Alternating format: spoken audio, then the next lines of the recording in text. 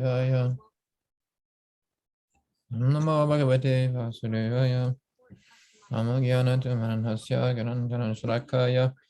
Chakshu Unmantanyena Tasmai Shri Gurave Namaha. Shri Chaitanya Manovistam Stapyam Yena Bhutale. Swayam Rupa Karamhayam Daradito Swaparantikam. Vandeham Shri Guru Shri Yudu Parakamaram Shri Gurun Vaishnavanscha.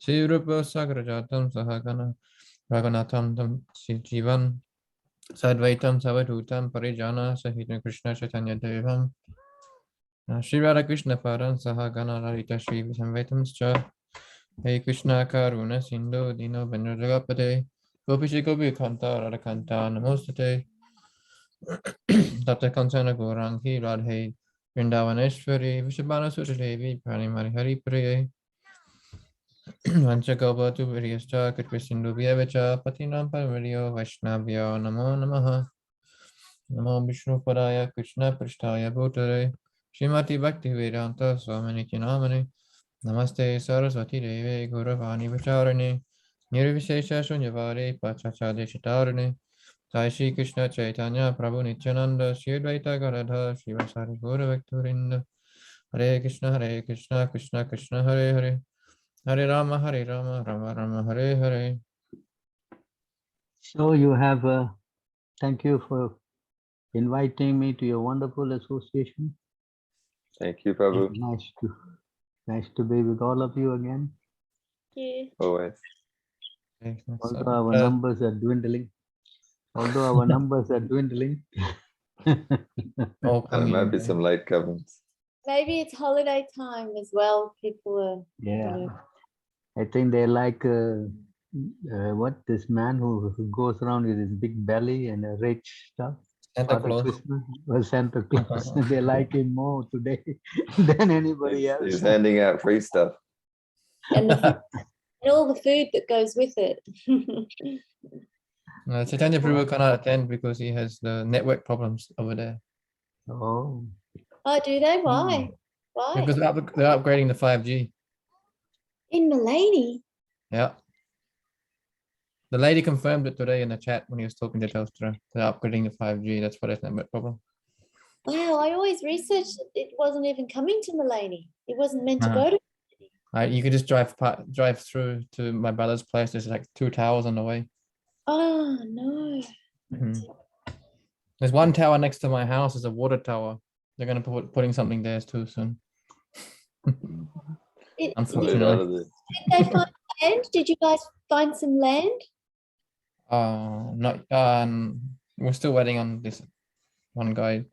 Chaitanya knows more about it myself. See what happens. But still looking, yeah. So you have any questions, or we can discuss about this? These 6 things that is, what we say, not conducive for your spiritual advancement. Nectar instruction. Yeah. You want to discuss this, or? Yes, bro. Yeah, that sounds great. Very nice. You want me to read it? One's devotional service is spoiled when it becomes too entangled in the following 6 activities: eating more than necessary or collecting more funds than required, over-endeavoring for mundane things that are very difficult to obtain, talking unnecessarily about mundane subject matters, practicing the scriptural rules and regulations only for the sake of following them and not for the sake of spiritual advancement, or rejecting the rules and regulations of the scriptures and working independently or whimsically, associating with worldly-minded persons who are not interested in Krishna consciousness, and being greedy for mundane achievements. So it's a long purport. You can each take a turn reading it. Yes, All right. Did you want to start? Shall I begin? Did you say? If you like, yeah. Okay.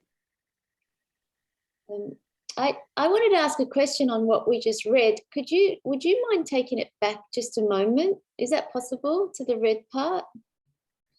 Now let me think, where was it talking?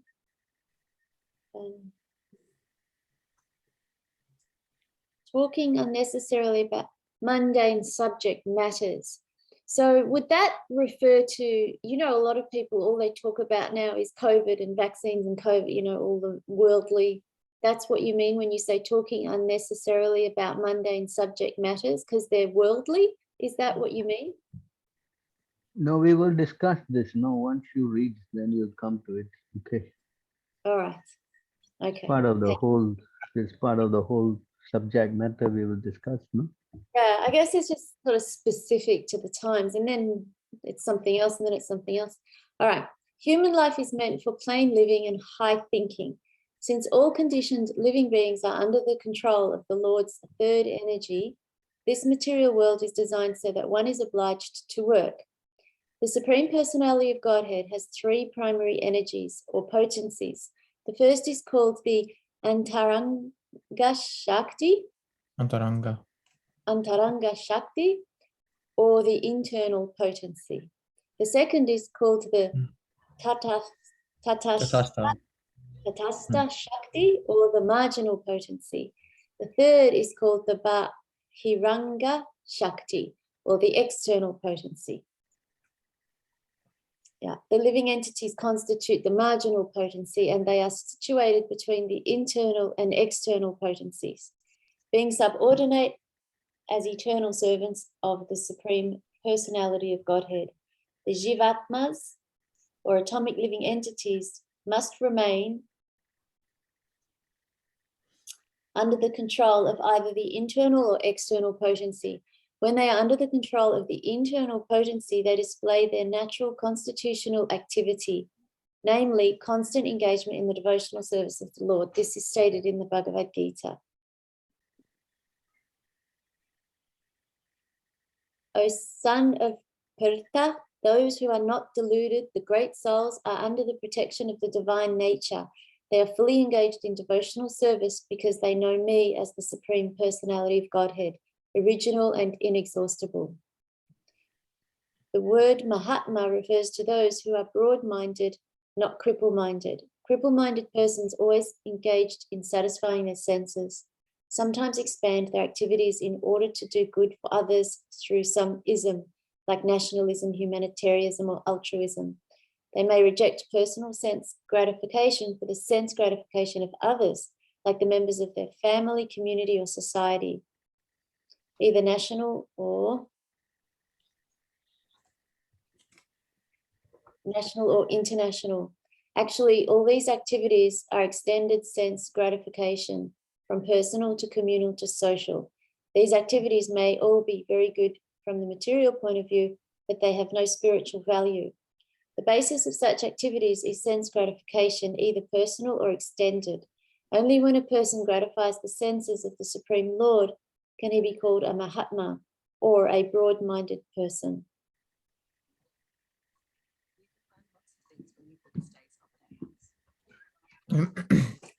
In the above quoted verse from Bhagavad Gita, the words Daivam Prakritam refer to the control of internal potency or pleasure potency of the Supreme Personality of Godhead.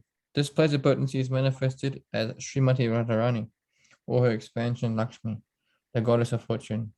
When individual jiva souls are under the control of the internal potency, their only engagement is the satisfaction of Krishna or Vishnu. This is the position of a Mahatma. If one is not a Mahatma, he is a Duratma, or a crippled-minded person. Such mentally crippled Duratmas are put under control of the Lord's external potency, Mahamaya.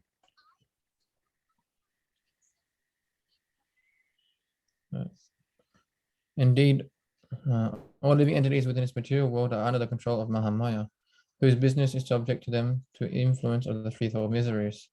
Adidaivic clash, sufferings caused from the demigods such as droughts, earthquakes, and storms. Adibhautic clash, sufferings caused by the living entities like insects or enemies. And Adhyatmic clash, sufferings caused by one's own body and mind, such as physical and mental infirmities. Daiva Bhutama Hetava, the conditioned soul subjected to these three miseries by the control of the external energies suffer various difficulties.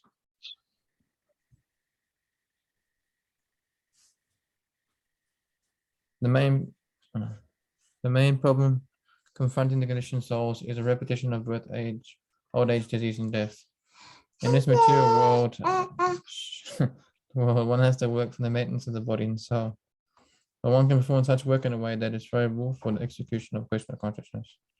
Everyone requires possessions such as food grains, clothing, money, and other things necessary for the maintenance of the body.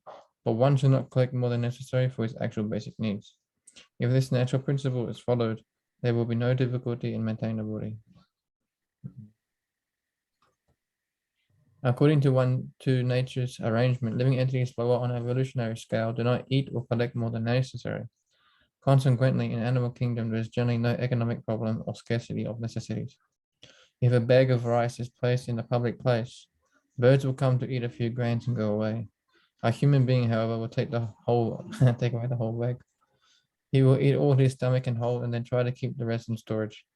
According to the scripture, this collecting of more necessary, atyahara, is prohibited. Now the entire world is suffering because of it. Collecting and eating more than necessary also causes prayas, or unnecessary endeavor, by God's arrangement. By God's arrangement, anyone in part of the whole world can live very peacefully if he has some land and milk, a milk cow. There is no need for a man to move from one place to another to earn livelihood, for one can produce food grains locally and get milk from the cows. That can solve all economic problems. Fortunately, man has been given higher intelligence for the cultivation of Krishna consciousness, or the understanding of God, one's relationship with him, and the ultimate goal of life, love of God. Unfortunately, the so-called civilized man, not caring for God realization, utilizes his intelligence for getting more than necessary necessary and simply eat to satisfy the tongue. By God's arrangement, there is sufficient scope for the production of milk and grains for human beings all over the world. But instead of using his higher intelligence to cultivate God consciousness, so-called intelligent men misuse their intelligence to produce many unnecessary and wanted things. Thus, factories, slaughterhouses, brothels, and liquor shops are opened. If people are advised not to collect too many goods, eat too much, or work unnecessarily to possess artificial amenities, they think they are being advised to return to a primitive way of life. Generally, people do not like to accept a plain living and high thinking. That is their unfortunate position. True? Human life is meant for God realization, and the human being is given higher intelligence for this purpose. Those who believe that this higher intelligence is meant to attain a higher state should follow the instructions of the Vedic literatures. By taking such instructions from higher authorities, one can actually become situated in perfect knowledge and give real meaning to life. In Srimad Bhagavatam 129, all occupational engagements, dharma, are certainly meant for ultimate liberation. They should never be performed for material gain. Furthermore, one who is engaged in the ultimate occupational service, dharma, should never use material gain to cultivate sense gratification. The first step in human civilization consists of occupational engagements performed according to the scriptural injunctions. The higher intelligence of a human being should be trained to understand basic dharma. In human society, there are various religious conceptions characterized as Hindu, Christian, Hebrew, Mohammedan, Buddhist, and so on. For without religion, human society is no better than animal society. As stated above, religion is meant for attaining emancipation, not for getting bread. Sometimes human society manufactures a system of so-called religion aimed at material advancement, but that is far from the purpose of true Dharma. Religion entails understanding the laws of God, because the proper execution of these laws ultimately leads one out of material entanglement. That is the true purpose of religion. Unfortunately, people accept religion for material prosperity because of atyahara, or an excessive desire for such prosperity. True religion, however, instructs people to be satisfied with the bare necessities of life while cultivating Krishna consciousness.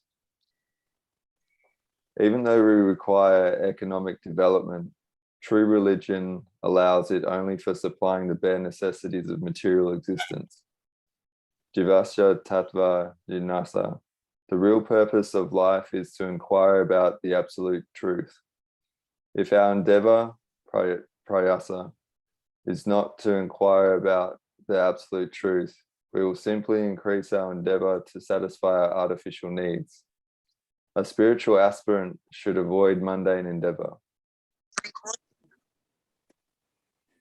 Another impediment is prajalpa, unnecessary talking. When we mix with a few friends, we immediately begin unnecessarily talking, sounding just like croaking toads. If we must talk, we should talk about the Krishna consciousness movement. Those outside of the Krishna consciousness movement are interested in reading heaps of newspapers, magazines and novels, solving crossword puzzles, and doing many other nonsensical things. In this fashion, people simply waste their valuable time and energy. In the Western countries, old men retired from active life play cards, fish, watch television, and debate about useless socio-political schemes. All these and other frivolous activities are included in the prajalpa category. Intelligent persons interested in Krishna consciousness should never take part in such activities. Jana Sangra refers to associating with persons not interested in Krishna consciousness. One should strictly avoid such association. Srila Narottama Dasa Thakura has therefore advised us live only in the association of Krishna conscious devotees. Bhakta Sane Vasha. One should always engage in the service of the Lord in the association of the Lord's devotees. Association with those entangled in a similar line of business is very conductive to advancement in that business.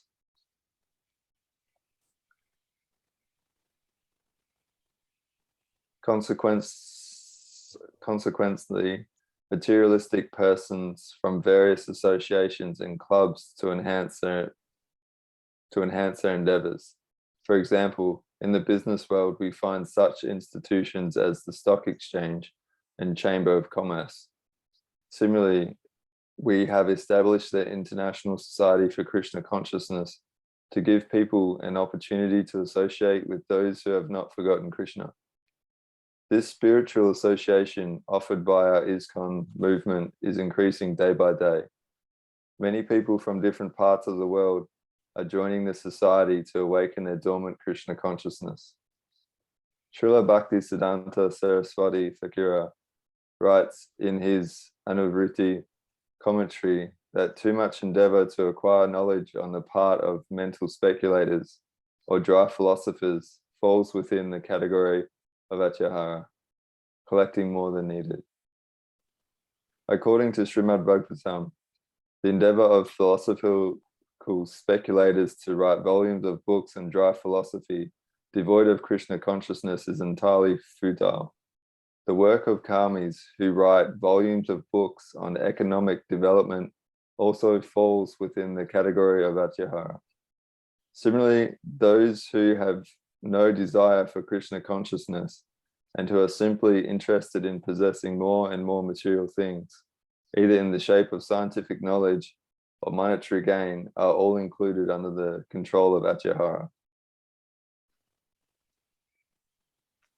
Karmis labor to accumulate more and more money for future generations only because they do not know their future position, interested in getting more and more money for their sons and grandsons. Such foolish persons do not know what their position is going to be in the next life. There are many incidents that illustrate this point.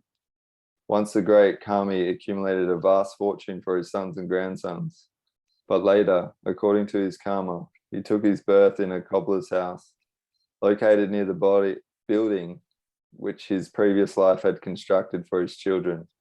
It so happened that when this very cobbler came to his former house, his former sons and grandsons beat him with shoes. Unless the Kamis and Yanis become interested in Krishna consciousness, they will simply continue to waste their life in fruitless activities. Sure. Anyone Okay. else want to read? Accepting some of the scriptural. Sorry, Prabhu? What is that? Carry on reading. Yeah. Accepting some of the scriptural rules and regulations for immediate benefit, as utilitarians advocate, called niyama agraha, and neglecting the shastric rules and regulations that are meant for spiritual development is called niyama agraha. The word agraha means eagerness to accept, and agraha means failure to accept. By the addition of either of these two words to the word niyama, rules and regulations, the word niyamagraha is formed. Thus, niyamagraha has a twofold meaning that is understood according to the particular combination of words. Those interested in Krishna consciousness should not be eager to accept rules and regulations for economic advancement, yet they should very faithfully accept scriptural rules and regulations for the advancement of Krishna consciousness. They should strictly follow the regulative principles by avoiding illicit sex, meat eating, gambling, and intoxication. One should also avoid association with mayavadis, who simply blaspheme Vaisnavas, devotees. Mukti-kamis, who are interested in material happiness, mukti-kamis, who desire liberation by merging into the existence of the formless absolute Brahman, and siddhi-kamis, who desire the perfection of mystic yoga practice, are classified as atyaharis. To associate with such persons is not at all desirable. Desires to expand the mind by perfecting mystic yoga, merging into the existence of Brahman, or attaining whimsical material prosperity are also included within the category of greed. All attempts to acquire such material benefits or so-called spiritual advancement are impediments on the path of Krishna consciousness. Modern warfare waged between capitalists and communists is due to their avoiding the advice of Srila Rupa Goswami regarding atyara. Modern capitalists accumulate more wealth than necessary, and the communists, envious of their prosperity, want to nationalize all wealth and prosperity. Unfortunately, the communists do not know how to solve the problem of wealth and its distribution. Consequently, when the wealth of the capitalists falls into the hands of the communists, no solution results. Opposed to these two philosophies, the Krishna conscious ideology states that all wealth belongs to Krishna. Thus, unless all wealth comes under the administration of Krishna, there can be no solution to the economic problem of mankind. Nothing can be solved by placing wealth in the hands of the communists or the capitalists.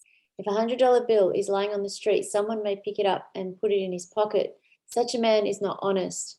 Another man may see the money and decide to let it remain there, thinking that he should not touch another's property. Although the second man does not steal the money for his own purposes, he is unaware of its proper use. The third man who sees the $100 bill may pick it up, find the man who lost it, and deliver it to him. This man does not steal the money to spend for himself, nor does he neglect it and let it lie in the street. By taking it and delivering it to the man who has lost it, this man is both honest and wise. Simply transferring wealth from capitalists to communists cannot solve the problem of modern politics, for it has been demonstrated that when a communist gets money, he uses it for his own sense gratification. The wealth of the world actually belongs to Krishna, and every living entity, man and animal, has the birthright to use God's property for his maintenance. When one takes more than his maintenance requires, be he a capitalist or communist, he is a thief. Wow, I like that. And as such, he is liable to be punished by the laws of nature. The wealth of the world should be used for the welfare of all living entities, for that is the plan of Mother Nature. Everyone has the right to live by utilizing the wealth of the Lord. When people learn the art of scientifically utilizing the Lord's property, they will no longer encroach upon one another's rights. Then an ideal society can be formed. The basic principle for such a spiritual society is stated in the first mantra of Sri Upanishad. Everything animate or inanimate that is within the universe is controlled and owned by the Lord. One should therefore accept only those things necessary for himself, which are set aside as his quota, and should not accept other things, knowing well to whom they belong. Krishna-conscious devotees know very well that this material world is designed by the complete arrangement of the Lord to fulfill all the necessities of life for all living beings, without their having to encroach upon the life or rights of one another. This complete arrangement affords the proper quota of wealth for everyone according to his real needs, and thus everyone may live peacefully according to the principle of plain living and high thinking. Unfortunately, materialists who have neither faith in the plan of God nor any aspiration for higher spiritual development misuse their God-given intelligence only to augment their material possessions.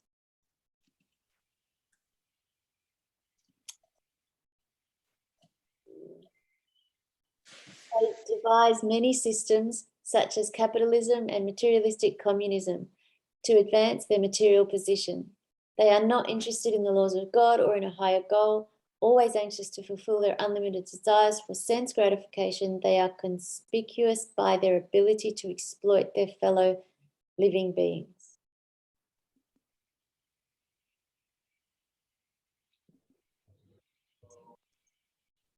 Shall I continue? I'll continue because Sankar's gone. When human society gives up these elementary faults enumerated by Srila Rupa Goswami, Achyahara, etc., all enmity will cease between men and animals, capitalists and communists, and so forth. In addition, all problems of economic or political maladjustment and instability will be solved. This pure consciousness is awakened by the proper spiritual education and practice offered scientifically by the Krishna consciousness movement. The Krishna consciousness movement offers a spiritual community that can bring about a peaceful condition in the world. Every intelligent man should purify his consciousness and rid himself of the above-mentioned 6 hindrances to devotional service by taking wholehearted shelter of the Krishna consciousness movement.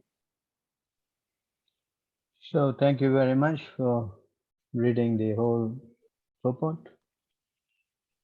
So there are 6 things that are detrimental for one who is trying to make progress in Krishna consciousness.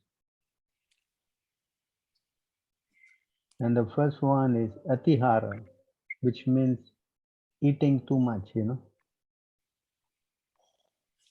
Hara means eating, and of course collecting funds likewise also. So eating is there. Krishna also said in the Bhagavad Gita,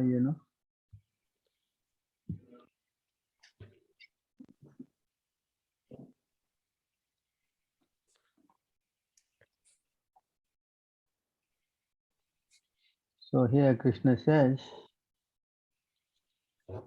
you want to read? There's no possibility of one's becoming a yogi. Is that what you want me to read? Oh, Arjuna, Yes. if one eats too much or eats too little, sleeps too much or does not sleep enough. Regulation So of diet therefore, and sleep. Yeah, you can read this. Regulation of diet and sleep is recommended herein for the yogis. Too much eating.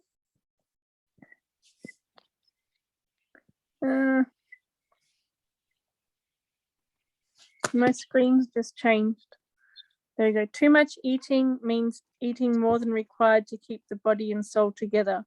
There is no need for men to eat animals because there is an ample supply of grains, vegetables, fruits, and milk. Such simple foodstuff is considered to be the mode of goodness according to the Bhagavad Gita. Animal food is for those in the mode of ignorance. Therefore, those who indulge in animal food, drinking, smoking, and eating food which is not first offered to Krishna will suffer sinful reactions because of eating only polluted things. Bunjante tetve argam papa yepansanti atma karanat. Anyone who eats for sense pleasure or cooks for himself, not offering his food first to Krishna eats only eats only sin. One who eats and sins more than is allotted to him cannot execute perfect yoga. It is best that one eat only the remnants of foodstuff offer to Krishna. A person in Krishna consciousness does not eat anything which is not first offered to Krishna. Therefore, only the Krishna conscious person can attain perfection in yoga practice, nor can one who artificially abstains from eating, manufacturing his own personal process of fasting, practice yoga. The Krishna conscious person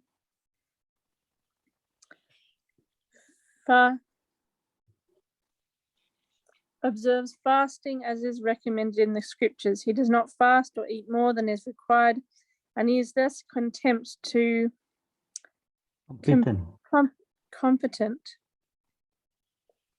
What is that word?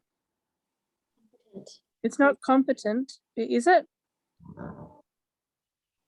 To perform yoga practice. One who eats more than required will dream very much while sleeping, and he must consequently dream more than is required. One should not sleep more than 6 hours a day. One who sleeps more than 6 hours a day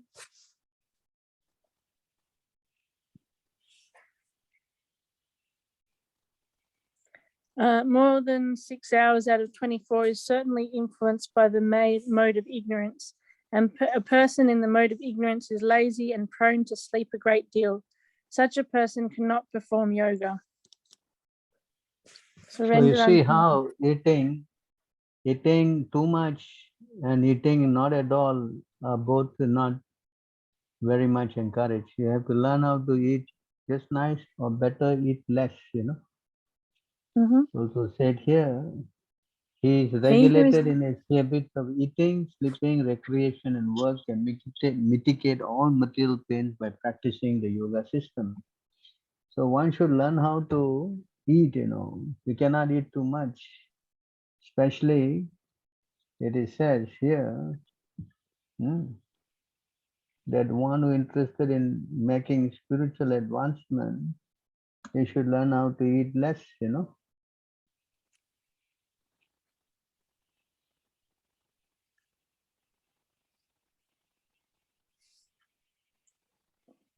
Being purified by his intelligence and controlling the mind. Now you can see here, you see who eats little, you see here?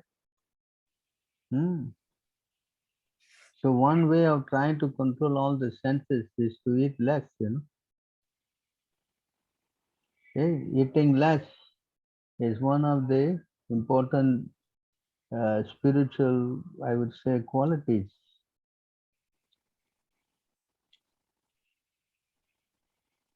What is it? Rogi, yogi, and bogi, isn't it? Yogi, rogi, and bogi.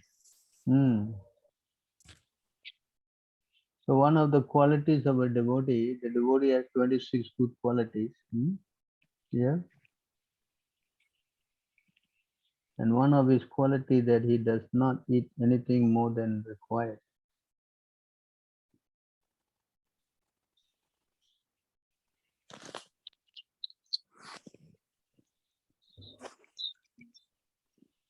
He does not eat more than required.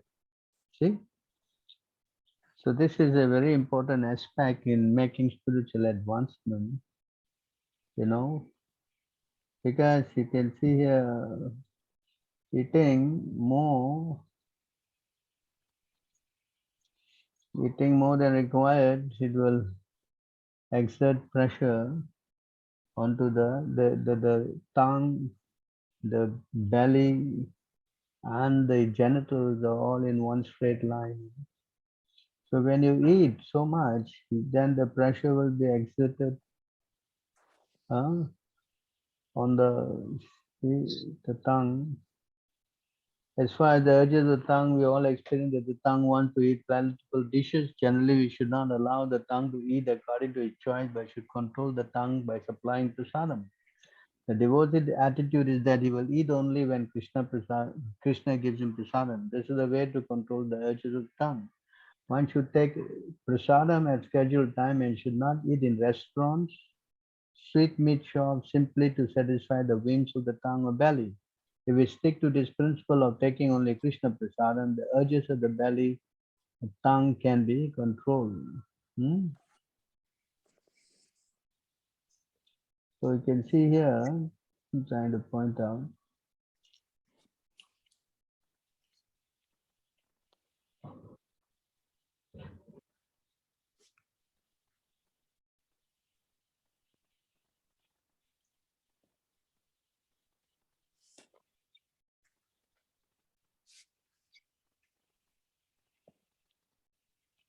So the tongue, the belly,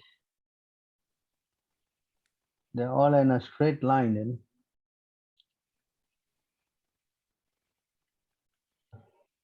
Oh, friends, missed it out somewhere.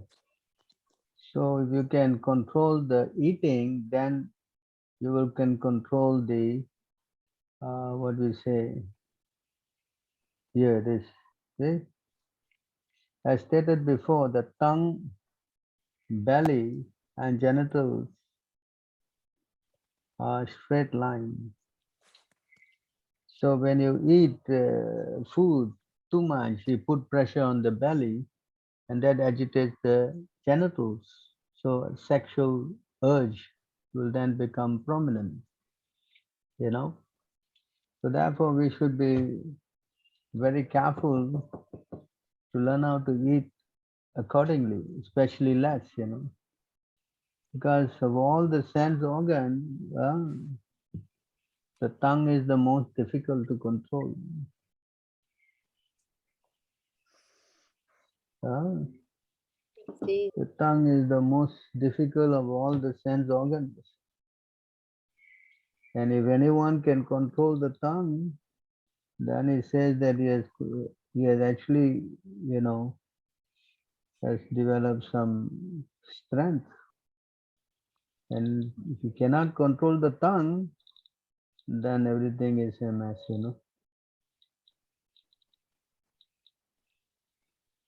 So I think the verse is over here, 15, 20 and 21.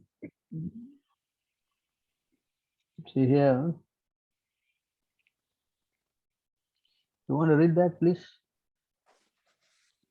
By fasting, learned men become learned men quickly bring all the senses except the tongue under control. Because by abstaining from eating, such men are afflicted with an increased desire to gratify the sense of taste. Is that? So if you fast, yeah, everything is under control except the tongue. You want to read that? Although one may conquer all of the other senses, as long as the tongue is not conquered, it cannot be said that one has controlled his senses. However, if one is able to control the tongue, then one is understood to be in full control of the senses. Hey. So if you control your tongue, then yes, everything is under control. But if you cannot control your tongue, which is the case with everybody, yeah? Not easy to handle. So the only way you can control the tongue is this way.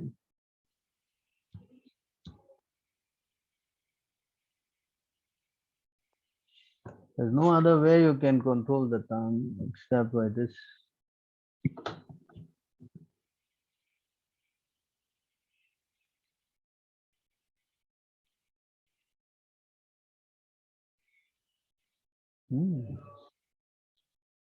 Yes, can you read that? Therefore, material senses cannot appreciate Krishna's holy name, form, qualities, and pastimes. When a conditioned soul is awakened to Krishna consciousness and renders service by using his tongue to chant the Lord's holy name and taste the remnants of the Lord's food, the tongue is purified, and one gradually comes to understand who Krishna really is. So this is the only way you can control or purify your tongue, to chant the Lord's holy name and taste the remnants of the Lord's food or prasadam. Otherwise, there's no way you can control this tongue. Yes, you can Prabhu. see Yeah. all these people who are like, the vegans and all these characters.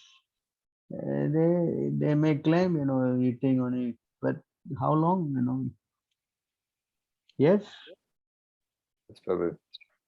they cannot sustain. All the way behind the scenes. Oh, it's all right, a little bit here and there, Okay. I'm not a fanatic, I'm not orthodox. I mean, let's be honest, you cannot control your tongue. It is already declared by the Lord that you cannot control your tongue unless you become Krishna conscious. The vegans are busy making all these vegan treats. Yeah, trying to always imitate some meat stuff, They cannot give up the idea of the meat thing, so they try to duplicate it, And it's like Whereas we have no desire, we're not interested in making some vegetarian meatballs, and I mean, we don't think like that. Yes, Yes, Prabhu. or making a vegetarian turkey dinner or something. We don't have any desire for stuff. In fact, we want to forget it. We don't want to remember all those things, Mm. Two different things, because your higher taste. You don't want to go back to all this crazy low stuff. And you can only do that if you become Krishna conscious. That's why eating is very important, atihara. Because if you eat the right thing, then your senses get purified,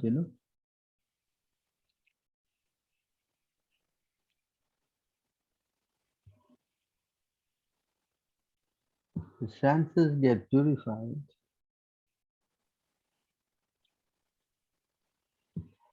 You see here in the Bhagavad Gita, it says here, this word here, ahara suddha, tattva suddhi, durva smiti lambe, sarva grantinam vipramokshaha. By performance of yajna, one's eatable becomes sanctified. And by eating sanctified food, one's very existence becomes purified. And by the purification of existence, finer tissue in the memory becomes sanctified. And when memory is sanctified, one can think of the path of liberation, and all this combined together lead to Krishna consciousness, the great necessity for present day society. But on the other hand, if you eat contaminated food, then consciousness gets polluted. And once you get consciousness polluted, you cannot think of Krishna. And when you cannot think of Krishna, the whole life is finished. So what you put in your mouth, has a break effect on your mind. Not only that, it says here, if you eat anything and everything, that's another problem. The one who eats anything and everything, then untimely death is assured.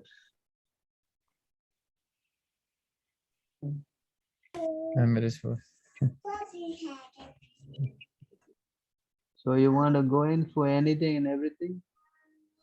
Like your Aborigines in your Australia. I mean, those guys, they eat everything, isn't it? Correct? So you see, you see that what you put in your mouth is very important. That's why that's the most important first thing to enhance your spiritual, what we say, growth. Ahara, atihara, too much eating, not eating, eating anything, everything, not eating Krishna Prasad. So many conditions are there. Yes? So you have to be careful. Not only that, if you eat in hotels and you eat in restaurants and you eat in airplanes and all, then your mind also will get polluted. Where you eat, what you eat, where you eat, how you eat, Everything is governed. Correct? Yes, Prabhu. Yes. Because I can go on and on and on. You go to the next one, otherwise you won't have enough time to finish. Yeah?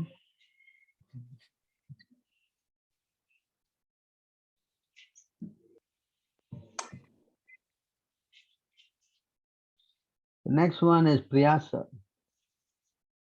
Ideal priyasa means over endeavoring. Yes, is the word here. So naturally, we are trying to always, enjoy the senses more and more and more.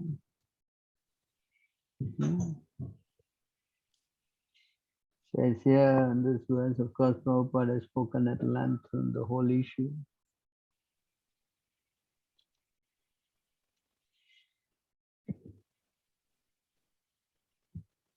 So, Ishavasham sarvam yad kincha jagatyam jagat tena tyaktena bunjita makradakasya suttanam. You want to help read, anyone?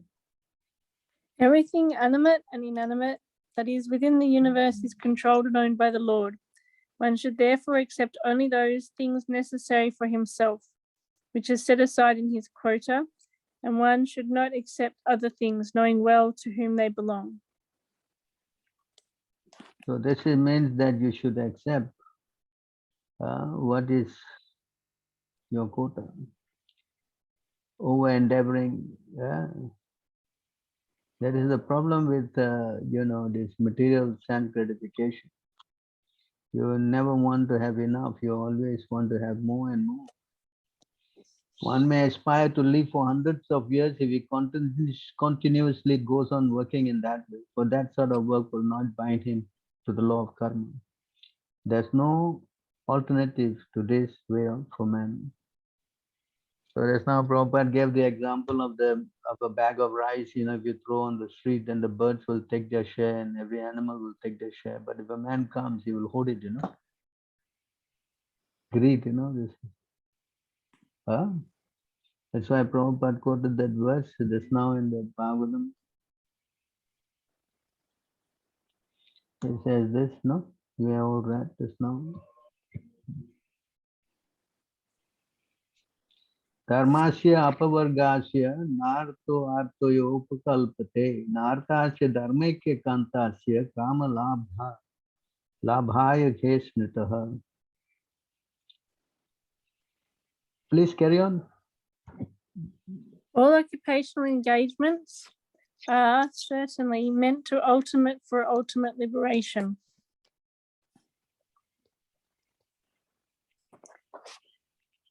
They should never be performed for material gain. Furthermore, according to sages who, sorry, my screen keeps changing. Is it too small for you to read or what? Can I make it bigger? No, it's not that, it's the screen keeps moving. They should never be performed for material gain. Furthermore, according to sages, one who is engaged in the ultimate occupational service should never use material gain to cultivate sense gratification. So you see how sense gratification is very detrimental. Samasya nendriya priti lavo jiveta jyavataha jivasya tattva jigyasa narto yes cheha karma bhi. Life's desire should never be directed towards sense gratification. One should desire only a healthy life or self-preservation. Since a human being is meant for inquiry about the absolute truth, nothing else should be the goal of one's work. Because the moment you get something, then you want to get more. Then you want to hide it, or you want to protect it or something. Do you understand? Yes. So this is how this priyasa works,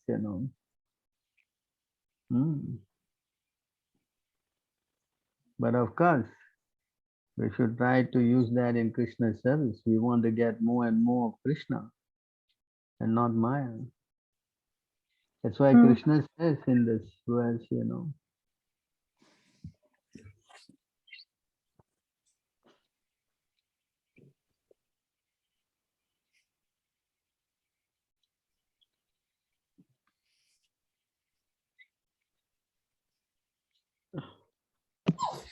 Supreme Personality of Godhead fulfills the material desires of a devotee who approaches him with such motives, but he does not bestow benedictions upon the devotee that will cause him to demand more benedictions again. However, the Lord willingly gives the devotee shelter at his own lotus feet, even though such person does not aspire for it, and that shelter satisfies all his desires. That is the Supreme Personality special mercy. See that? So this is how the potency of this prayasa can be extinguished. Yes. That's why the Lord has to help. You cannot do this on your own, trying to become an artificial renouncer. That's not possible. Unless the Lord, you take shelter of Him, then yes, this over-endeavoring thing can be checked. But if you don't go to the Lord, then this thing is very difficult. Because the moment you have something, you want to have more. You want to have more. Never ending. Yes? Correct? Yes, correct. Yes, sir. Understand? Especially, what do you call it? Sex life. Sex life is the, 22:16. This is the thing actually.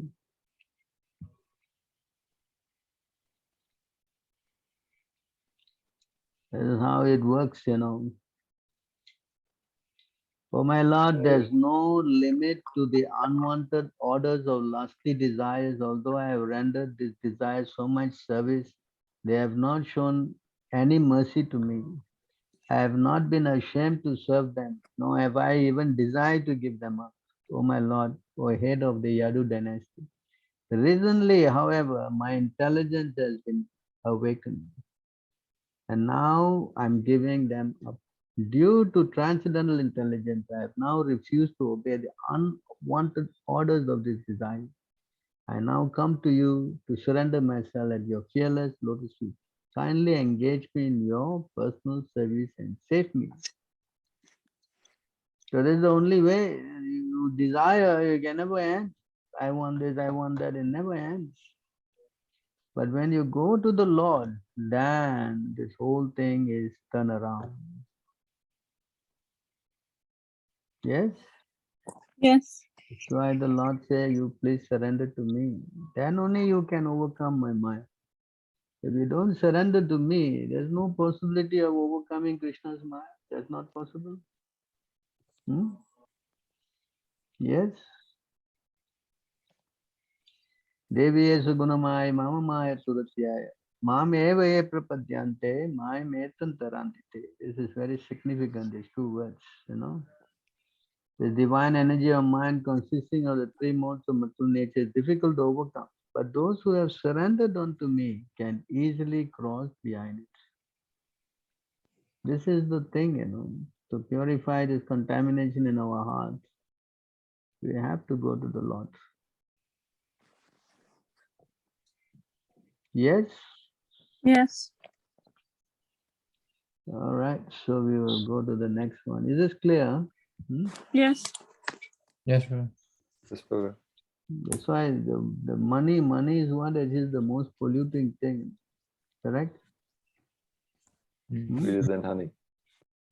Yeah, money, that's why money must be used only in the Lord's service. Can't buy honey without money. You use You the don't need money in any other service, then you're going to be bad news,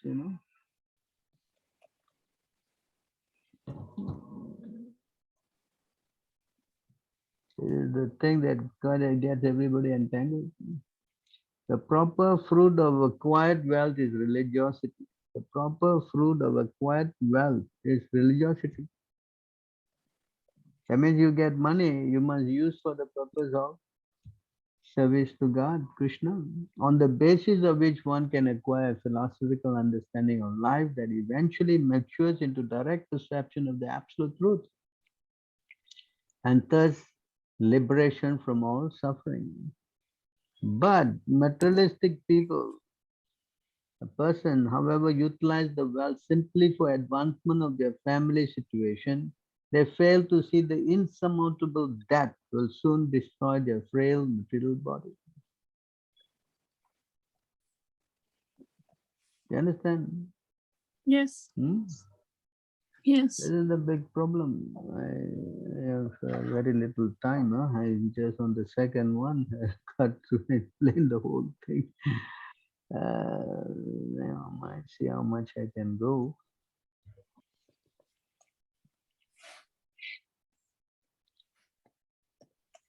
Whatever is produced by the materialist with great pain and labor for so-called happiness, the Supreme Personality as time factor destroys. And for this reason, the conditioned soul laments. So after getting all this and building it up, end result is lamentation. Yes? Yes, Prabhu. Yes. Therefore, is a person who is crazy. He will go on and on and on trying to enjoy his senses, All right, so we go into the next one, which is called Prajalpa. You ask this question, Prajalpa, talking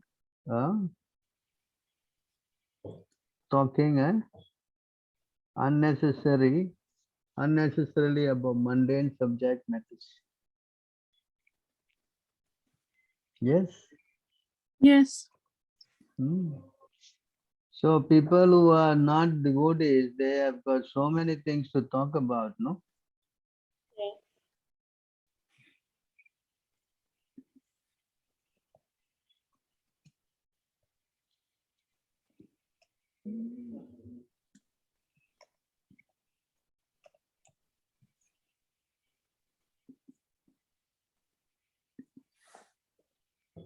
You want to help to read?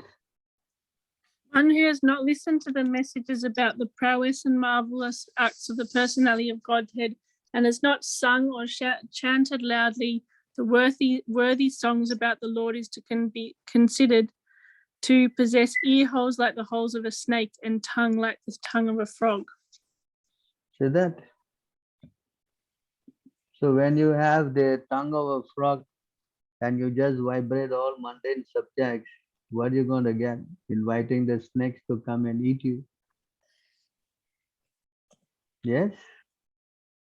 So people who are not, Krishna conscious, they are talking and talking and talking, never end this talking business. And they are classified as this. People who are not interested. Men who are like dogs, hawk, camel, and asses, praise those men who never listen to the transcendental pastimes of Lord Sri Krishna, the deliverer from all evil. See that? They got so many things to talk about. Correct? Yes. They're not interested at all hearing. For such people who don't interested in talking and hearing about Krishna, then this is what it is, no?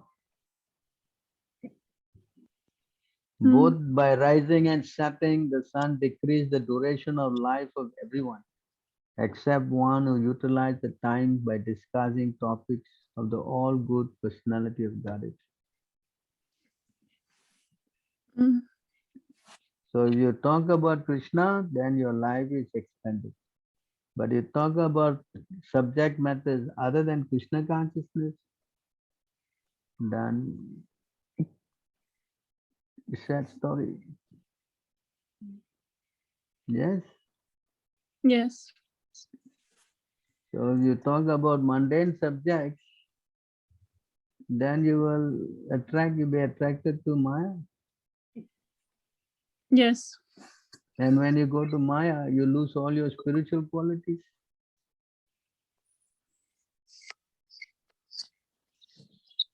Yes? And Yes, when you Prabhu. lose your spiritual qualities, You have to suffer again the cycle of birth and death. Correct? Yes.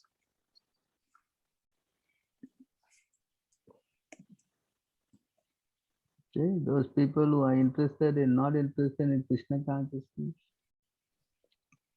The illusory material nature attracts the minute living entity to embrace her, and as a result, he assumes forms composed of her qualities. Subsequently, he loses all his spiritual quality and must undergo repeated birth and death. Yeah. See, what are they interested talking, these people? What they like to talk about? Yes, what do they like to talk about, these guys? This is all they have to. Paramahamsa devotees who have accepted the essence of life are attached to Krishna in the core of their heart, and he is the aim of their life. It is their nature to talk only of Krishna at every moment. And if such topics are newer and newer,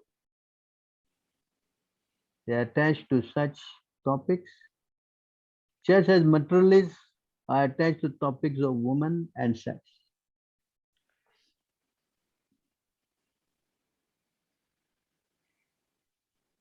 Yes? Yes. That's all they can talk about because their realization is only on the genitals. Correct? That's Prabhu. So you keep your mind in that stage, in that contaminated stage, then what you become? Next life? Going to be very pathetic, no?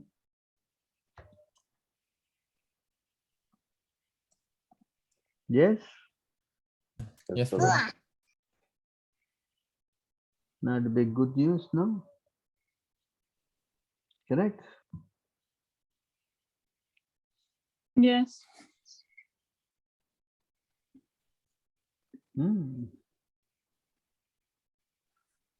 Who are those pure devotees mentioned here? In an assembly of pure devotees, no question of discussing material subjects like politics and sociology. In an assembly of pure devotees, there is discussion only of the quality, form, pastime, the Supreme Personality of Godhead. He is praised and worshipped with full attention. The association of pure devotees, by constantly hearing such topics respectfully, even a person who wants to merge into the existence of absolute truth, will abandon this idea and gradually become attached to the service of Vasudeva.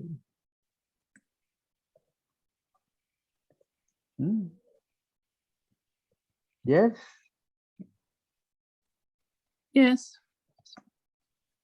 So if you are just interested in all this crazy news, they never end, you know? Correct? That's Prabhu. Yes. And there's no good news. The same thing, they just what is the word? Recalculating, is it the word? Again and Drama. again and again. Yes, again and again and again. Oh, this guy this and this guy that, or that guy died, this guy. It is all the same stuff. Correct? Correct. Yes. But if you can just hear, you know, you can just hear about Krishna and you can bring him into your heart, you know. There's a verse here, I would like to show you this verse before I go on. This is about, I think it's 12, huh? Yeah, 12.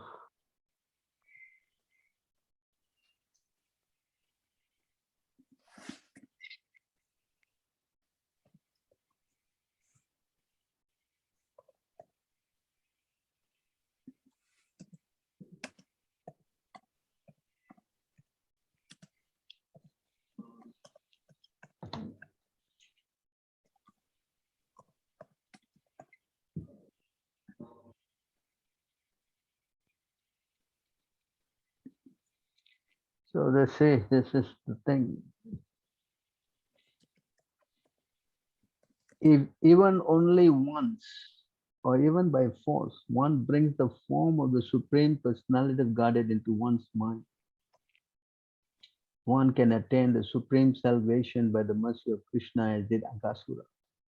What then is said of those whose heart the Supreme Personality of Godhead enters when he appears as an incarnation, or those who always think of the lotus feet of the Lord, who is the source of transcendental bliss for all living entities, by whom all illusion is completely removed.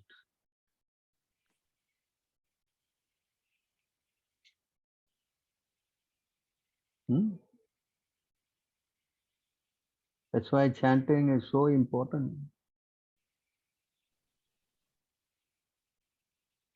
Yes. And Yes. when we use our mouth to talk about Krishna, then our life is successful. Yes. Yeah. So we should try like this. Correct? All right, we'll go. You clear about this talking? Yes, Yes, Prabhu. Prabhu. You want to talk about other things, you're going to go into trouble. All right, so the next one. Practicing the rules and regulations only for the sake of following them and not for the sake of spiritual advancement, or rejecting the rules and regulations of scriptures and working independently or whimsically. Right? So we have in Krishna consciousness, whatever is favorable for Krishna, we should do that.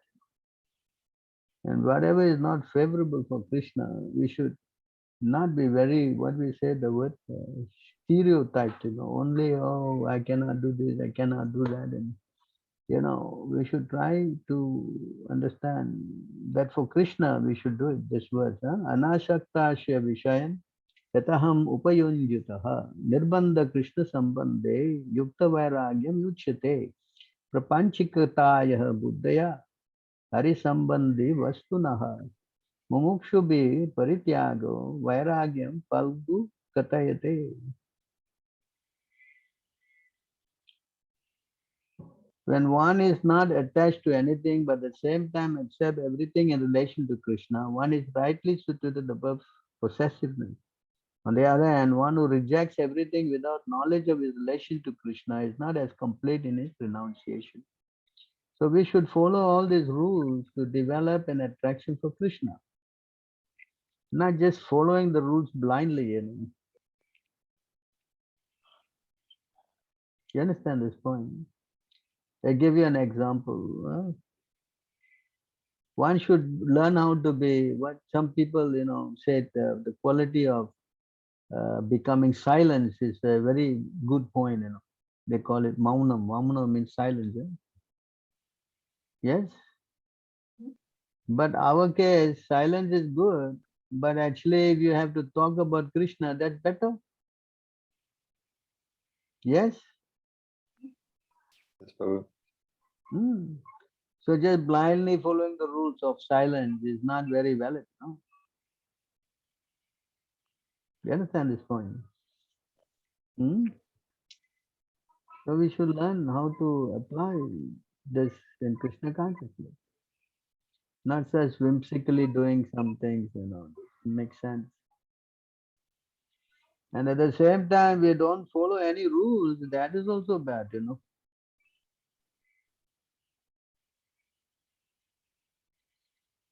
We don't follow the rule, that is also bad.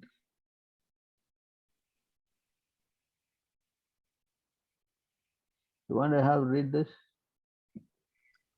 He who discards the scriptural injunctions and acts according to his own whims attains neither perfection nor happiness nor the supreme destination. As described before, the Sastra Vitti, or the direction of the Sastra, is given to the different castes and orders of human society. Everyone is expected to follow these rules and regulations. If one does not follow them and acts whimsically according to his lust, greed, and desire, then he never will be perfect in his life. In other words, a man may theoretically know all these things, but if he does not apply them in his own life, then he is to be known as the lowest of mankind. In the human form of life, a living entity is expected to be sane and to follow the regulations given for elevating his life to the highest platform. But if he does not follow them, then he degrades himself. But even if he follows the rules and regulations and moral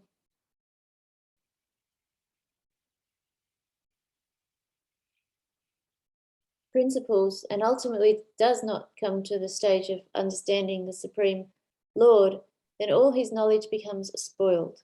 And even if he accepts the existence of God, if he does not engage himself in the service of the Lord, his attempts are spoiled. Therefore, one should gradually raise himself to the platform of Krishna consciousness and devotional service. It is then and there that he can attain the highest perfectional stage, not otherwise. The word kamma karata is very significant. A person who knowingly violates the rules acts in lust. He knows that this is forbidden, but he still acts.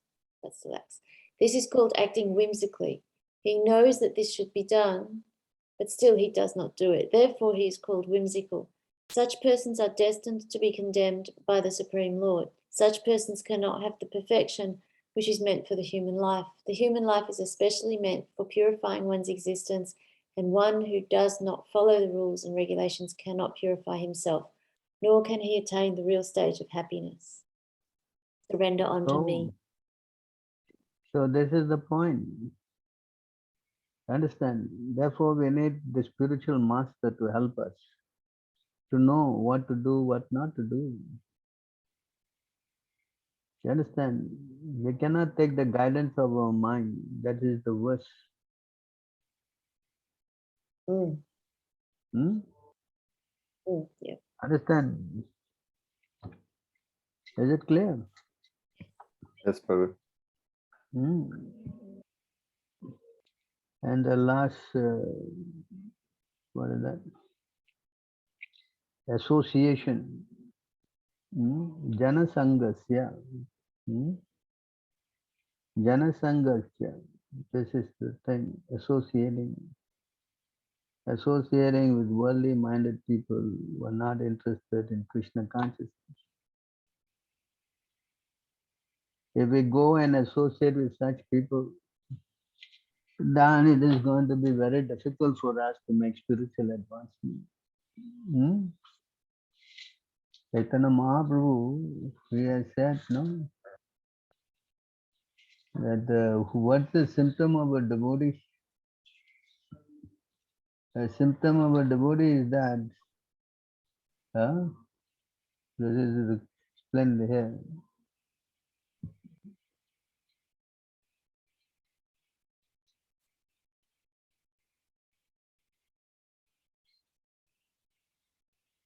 This is the symptom of a devotee. Asat sangatyage Vaishnavacha. Sri sangyeka asadu Krishna abhakta ar.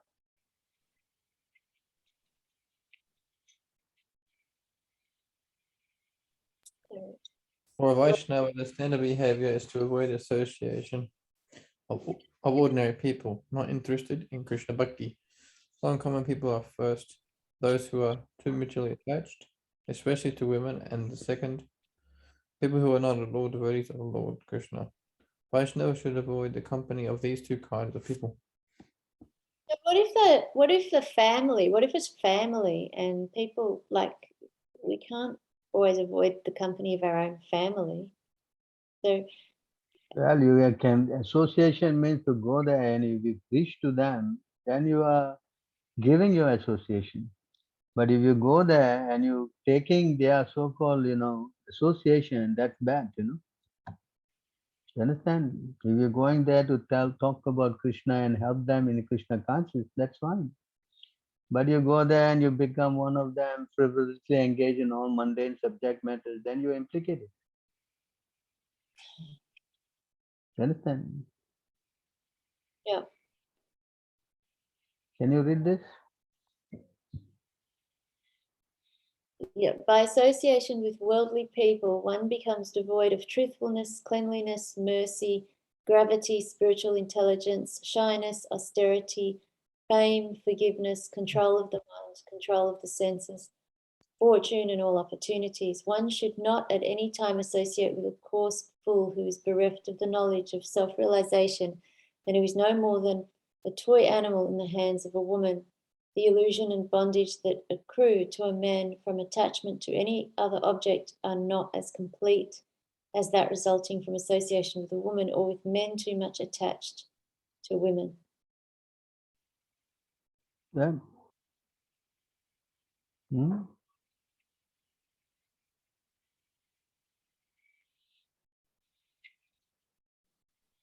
It is better to accept. Sorry. Yeah, carry on. You let others read. Why birthday you can read? It is better to accept the miseries of being encaged within bars and surrounded by burning flames than to associate with those bereft of Krishna consciousness. Such association is very great hardship.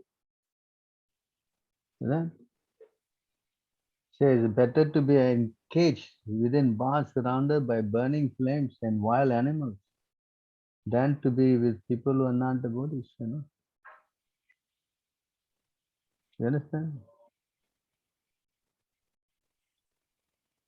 One should not even see those who are bereft of devotional service in Krishna consciousness and who are therefore devoid of pious activities. Without hesitation, one should take exclusive shelter of the Lord Krishna with full confidence, giving up bad association and even neglecting the regulative principles of the 4 varnas and 4 ashramas. That is to say, one should abandon all material attachment. After giving up all kinds of religious and occupational duties, if you come to me, the Supreme Personality of Godhead, and take shelter, I shall give you protection from all of life's sinful reactions. Do not worry. Lord Krishna is very kind to his devotees. He is always very grateful and magnanimous, and he possesses all abilities. A learned man does not give up Krishna to worship anyone else.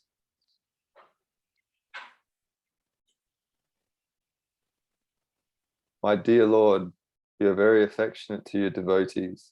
You are also a truthful and grateful friend. Where is that learned man who would give you up and surrender to someone else? You fulfill all the desires of your devotees, so much so that sometimes you even give yourself to them. Still, you neither increase nor decrease by such activity.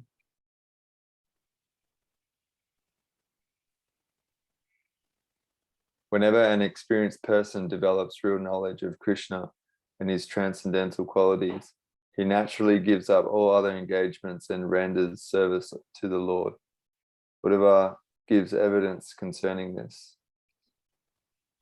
Because it gives the example of him killing Putana and you know.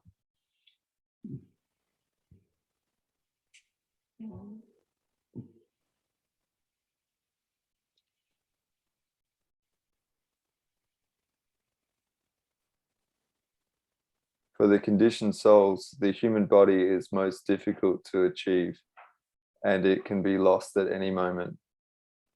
But I think that even those who have achieved human life rarely gain the association of pure devotees who are dear to the Lord of Vaikuntha.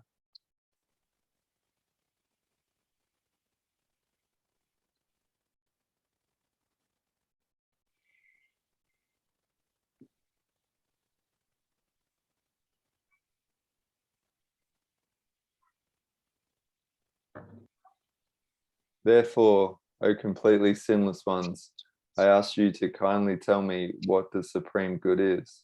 After all, even half a moment's association with pure devotees within this world of birth and death is a priceless treasure for any man.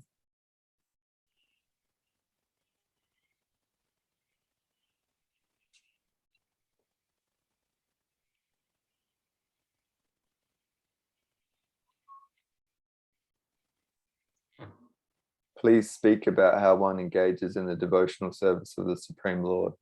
If you consider me capable of properly hearing these topics, when a living entity offers loving service to the Supreme Lord, the Lord is immediately satisfied, and in return he will give even his own self to the surrendered soul. You see that association?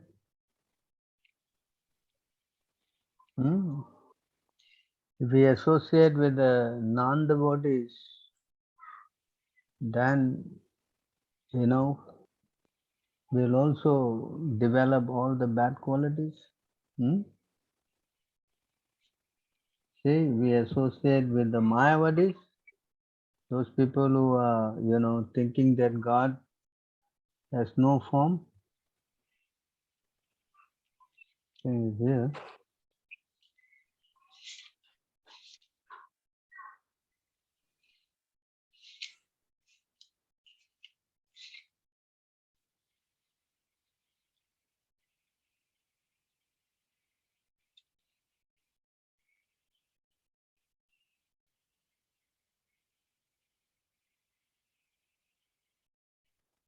One who does not accept the transcendental form of the Lord is certainly an agnostic. Such a person should be neither seen nor touched.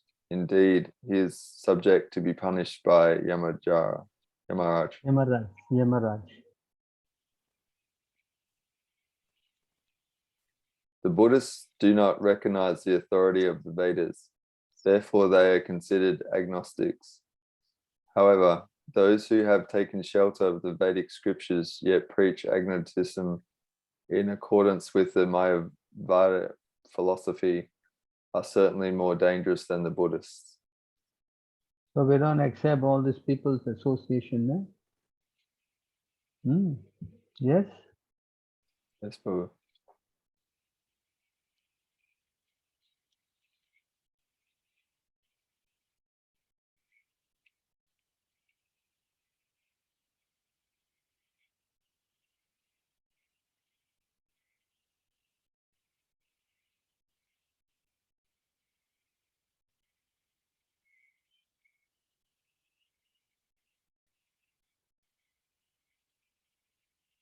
Can you read this?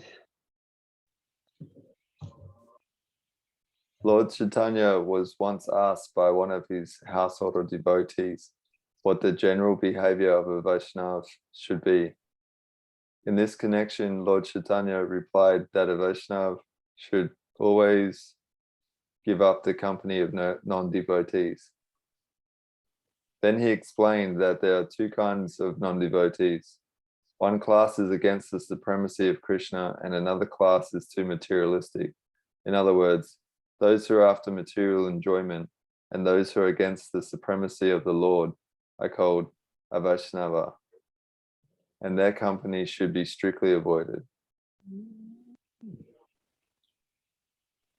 In the Katyana Samhita, it is stated that even if one is forced to live within a cage of iron or in the midst of a blazing fire, he should accept this position rather than live with non-devotees who are through and through against the supremacy of the Lord.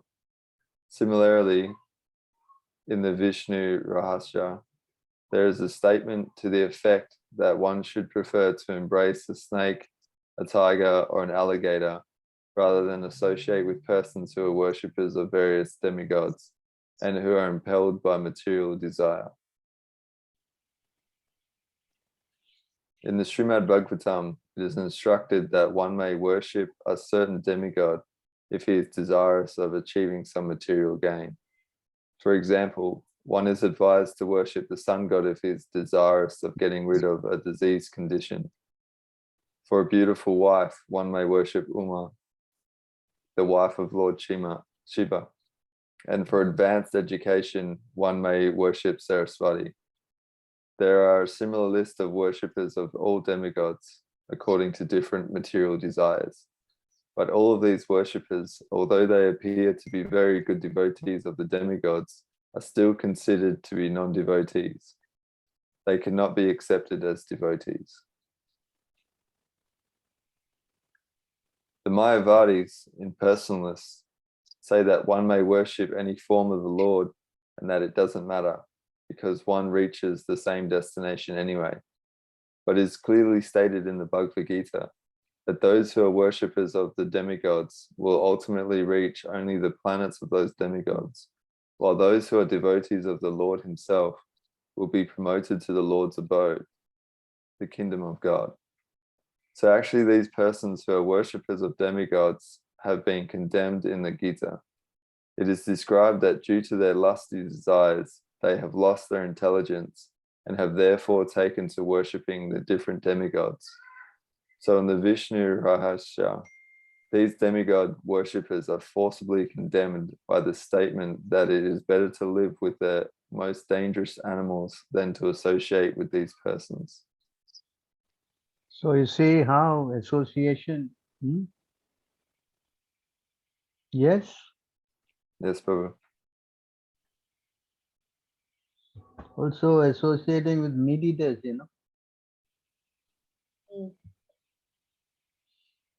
meat eaters, association is also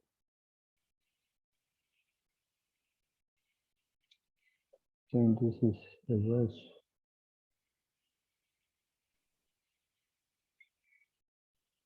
See, so there are two kinds of meat eaters. So that there are two kinds of meat eaters. One is born in a family of meat eaters, and one who has learned to associate with meat eaters. From Srila Rupa and Sanatan Goswami, formerly Dabir Khas and Sakaram Malik, we can learn how one attains the character of a meat eater simply by associating with meat eaters. You see this point? So we associate with all. At present, the moment in India, the presidential office is occupied by many so-called Brahmins, but the state maintains slaughterhouses for cow killing cows, and makes propaganda against Vedic civilization. The first principle of Vedic civilization is the avoidance of meat eating and intoxication. Presently in India, intoxication, meat eating are encouraged, and so-called learned Brahmins presiding over the state affairs have certainly become degraded according to the standard given here by Srila Rupa Goswami and Sanatan Goswami. The so-called Brahmanas give sanction to slaughterhouses for the sake of fat salary, and they do not protest these abominable activities. By depreciating the principle of Vedic civilization and supporting cow killing, they immediately degraded the platform of Malachas and Yavanas. The Malacha is a meat eater, and Yavana is one who is deviated from the Vedic culture. Unfortunately, such Malachas and Yavanas are in executive power. How then can there be peace and prosperity in the state? The king or the president must be a representative of the Supreme Personality of Godhead. When Maharaj Yudhishthira accepted the rule of Bharatavarsha, formerly the entire planet, including all the seas and land, he took sanction from authorities like Bhishmadev and Lord Krishna. He thus ruled the entire world according to religious principle. At the present moment, however, heads of state do not care for religious principles. If religious people vote on an issue, even though it is against the principle of Shastra, the bills will be passed. President and heads of state become sinful by agreeing to such abominable activities. Nata and Rupa Goswami pleaded guilty to such activities. They therefore classified themselves among the Malachas, although they had been born in Brahmana family. So you fall down the moment you associate with meat eaters. And you also, the example Ajami, because he was associating with his the woman, the prostitute, he lost all his spiritual qualities. Yes. So therefore, it is very important association. Correct? Yes. Yes, Prabhu.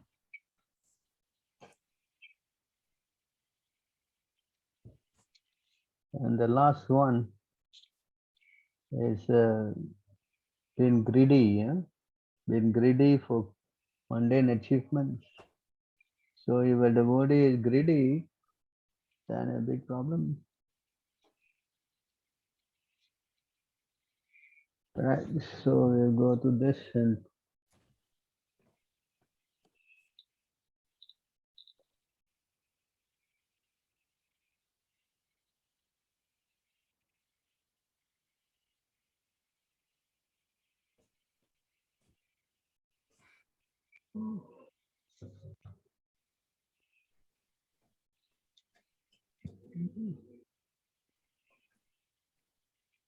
Because of greed for the sake of the senses, the spiritual strength, education, austerity, reputation of a devotee or brahmana who is not self-satisfied dwindle, and his knowledge gradually vanishes. So if you become greedy as a spiritual person, then you lose all these things. You lose the sense, the spiritual strength, your education, austerity, reputation of a devotee or a brahmana. And his knowledge gradually vanishes. All that you are learning gone. So greed, the strong bodily desires and needs of a person disturbed by hunger and thirst are certainly satisfied when he eats. Similarly, one becomes very angry. That anger is satisfied by chastisement and his reaction. But as for greed,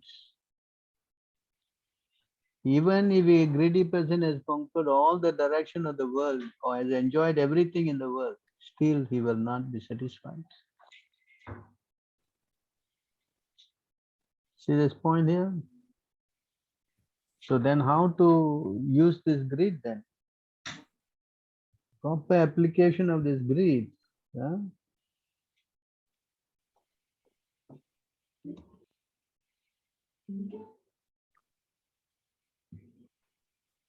Krishna bhakti rasa bhavita matihi kriyantam yarikuto dilapyate tatra lavlyamapi mulyam ekalam janma koti sukirti na lapyate. Pure devotional service and Krishna consciousness cannot be had, even by pious activity in hundreds and thousands of lives. It can be attained only by paying one price, that is, intense greed to obtain it. If it is available somewhere, one must purchase it without delay. So this is how we apply our greed, Yes. Yes, ma'am. So you have understood the whole class? Yes, Prabhu. Yes, ma'am. Very nice class.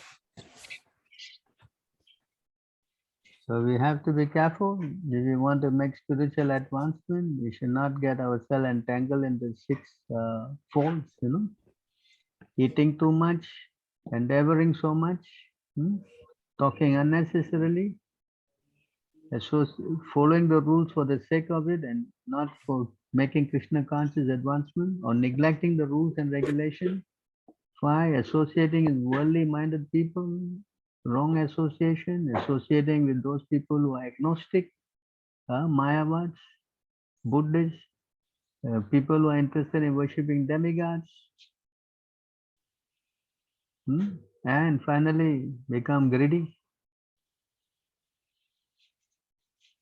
So please remember this. Any questions? Anyone have any questions? No problem. It was very Thank thorough. you, Hare Krishna Prabhu. That was awesome. Yeah. Very nice class. Thank you. Thank you. Please share it with everyone. Thank you Yes, so ma'am. much. Thank you. Spiritual life means rules and regulations. No, not something we just do whimsically, no? Correct? Yes, Yes. Prabhu. Okay, I guess I will stop here and I thank you for your very wonderful association. Thank you so Thank much. you, Prabhu. Thank you, Prabhu. Thank you. All glories to all of you. I guess I will put this video up. Yes. Yes, ma'am. Thank you. Hare Krishna. Hare Hare Krishna. Krishna. Krishna. Hare Krishna.